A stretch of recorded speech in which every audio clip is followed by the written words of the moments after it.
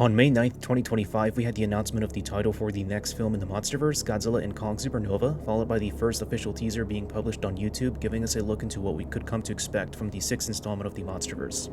The teaser trailer shows a sterile office headquartering Monarch, the Monsterverse secret monster hunting organization which has now entered public space following the events of the last several films. The camera zooms in on a lone computer desk, with the monitor on it displaying a coded message as an emergency alert reporting a Titan sighting, which goes off, with the trailer's ambience droning in intensity. Then, the teaser ends with the official logo of Godzilla and Kong Supernova displaying a cosmic radiant light with a purplish glow, as well as a reddish fiery flow that is seen encompassing the logo's middle and overall title. It is evidently clear to the millions of viewers who've watched the teaser that not only is the Monsterverse continuing, the film has now entered its production phases. This entry is promising a bigger scope than the previous films we've gotten, with the inclination that Godzilla and Kong are likely going to face off against a threat on a cosmic scale.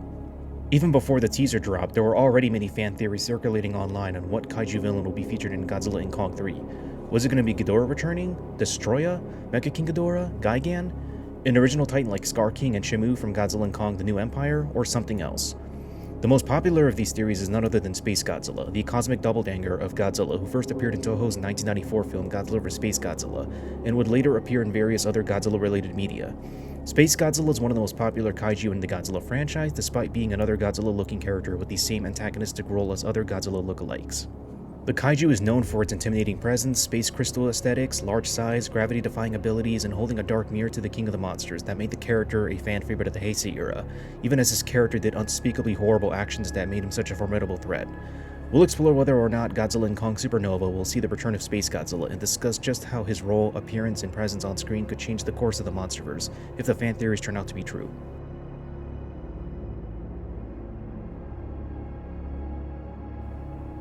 Spacegodzilla made his first appearance in Godzilla vs. Spacegodzilla 1994, where the concept was simple but incredibly compelling.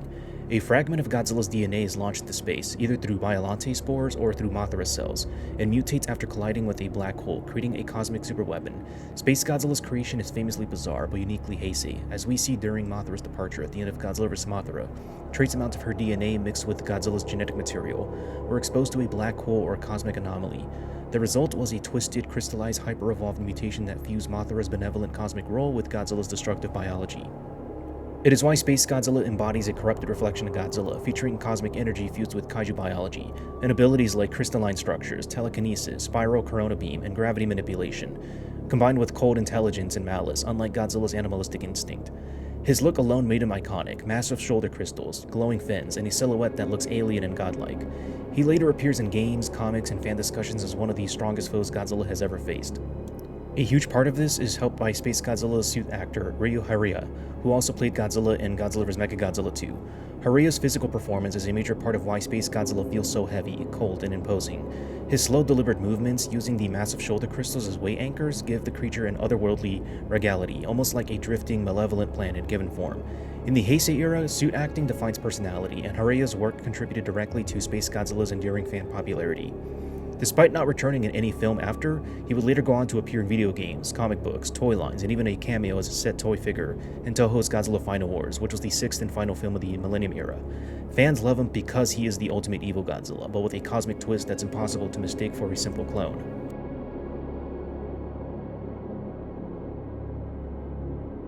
With the release of the Supernova teaser, fans immediately latched on to a few details. First off, the color palette of the film. The purple and red cosmic glow of the title looks extremely similar to Spacegodzilla's signature colors, especially the radiant violet of his crystals. This doesn't confirm anything, but it's a strong stylistic match. Next, there is the suspicious coded message that, when translated by binary code, fans online have attempted to translate the coded Monarch text from the teaser, claiming some versions contain phrases like, "Watch this space, Godzilla Kong." Whether intentional or not, it fuels speculation, as the wording of space and Godzilla is seen as deliberate. It doesn't necessarily confirm that Spacegodzilla will be in the film, but it makes you wonder about the different meanings behind the encoded message. Whether it simply translates to "Watch this space, Godzilla and Kong," which is the film itself, or hiding a deliberate Easter egg that foreshadows the Cosmic King himself, or even something else we don't know yet. One of the clearest setups for a Spacegodzilla-type character is the Monsterverse growing interest in cosmic evolution, from King Ghidorah being identified as an extraterrestrial three-headed alpha, to Godzilla evolving multiple forms: thermonuclear Godzilla, Godzilla Aquatis, Godzilla Fire form, and Kong discovering ancient Titan civilization civilizations with interdimensional lore. The franchise has slowly moved from grounded monsters to cosmic metaphysics. Spacegodzilla represents the natural escalation, a kaiju who embodies the cosmos itself, mutating through space and black hole-level energies. Fans also point to recurring crystal visuals and energy motifs across Monsterverse films. The Hollow Earth Temple in Godzilla X Kong contains crystalline structures and geometric conduits shaped eerily like Heisei-era kaiju motifs. Even the new Empire introduced shimmering bioluminescent crystals around Shimu in the Scar King's lair. Shimu herself is referred to as an ice dragon with crystal-like structures or spines, as well as abilities such as the Frost Beam that are eerily Space Godzilla-like. While these aren't explicit references, they show that crystal-based Titan biology already exists in the Monsterverse visual language, making Spacegodzilla feel more plausible than ever. Previous Monsterverse director Adam Wingard has repeatedly emphasized that the Monsterverse Godzilla changes and adapts depending on threats. In the new Empire, his pink form visually resembles the kind of energy overload associated with cosmic mutation, as he had to face off against Shimu and Scar King. If the Monsterverse wants to push Godzilla to his limit, the next logical opponent is a version of himself, advanced through cosmic evolution, not terrestrial. Space Godzilla fits this escalation perfectly. The Monsterverse has slowly moved from grounded natural titans to mythic ancient titans, to mechanical false titans, and now cosmic scale titans, which would fit the trajectory of Space Godzilla perfectly if that's to be the case. Finally, a supernova is a star exploding, one of the most powerful events in the universe. If the villain is space-based, the title makes instant sense, as it was seen in the 1994 film that Space Godzilla emerged from both G-cells carried out into space and a black hole that mixed to create him in his flying form.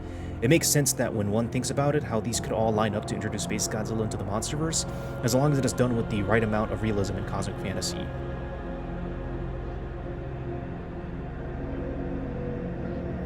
If Space Godzilla appears, it could fundamentally change the Monsterverse in several ways. Adding Space Godzilla would expand the Monsterverse beyond Earth-centered lore. Ghidorah already opened the door to extraterrestrial titans, but Space Godzilla introduces the idea that Godzilla's DNA can transcend planetary boundaries.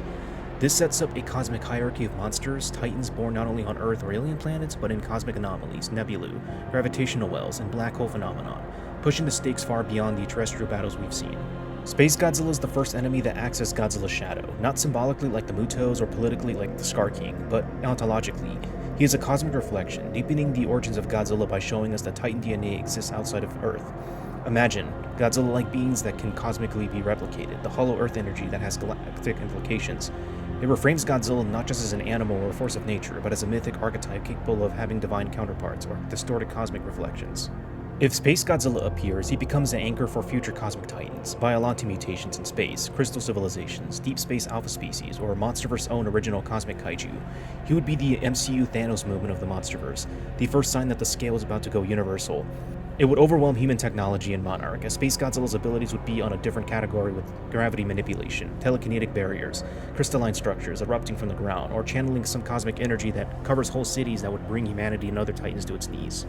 This would make Godzilla and Kong need to team up again, like with the Scar King and Shimu, a cosmic foe would require cooperation. But the dynamic would be different now. Both titans have evolved, Godzilla atomic form, Kong with the Titan Gauntlet. A Space Godzilla fight would be the most visually and thematically ambitious battle in the entire Monsterverse.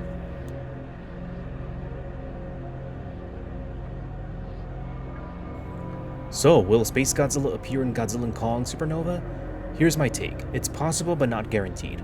While nothing is confirmed, the hidden clues and symbolism in the teaser, the cosmic themes of the title Supernova, and the Monsterverse ongoing visual language all point to a villain with celestial origins. Whether that's Space Godzilla outright, another familiar Toho kaiju like Gigan or Ghidorah, or simply an original titan inspired by the concept depends on rights negotiations with Toho. But thematically, the Monsterverse is clearly moving in Space Godzilla's direction. Legendary knows fans want him. They know how iconic he is. The cosmic angle fits the Supernova theme perfectly. But Legendary also likes to reinterpret Toho kaijus or create original titans when needed. Scar King, Shimu, the Mutos, Behemoth, the Skullcrawlers, Warbats, and every other newly created titan prove that they're not afraid to take new directions. My prediction? If not Space Godzilla exactly, then at least a cosmic Godzilla adjacent titan inspired by him. Something with crystal energy, cosmic radiation, or extraterrestrial origins. A Space Godzilla variant is much more likely than a direct adaptation.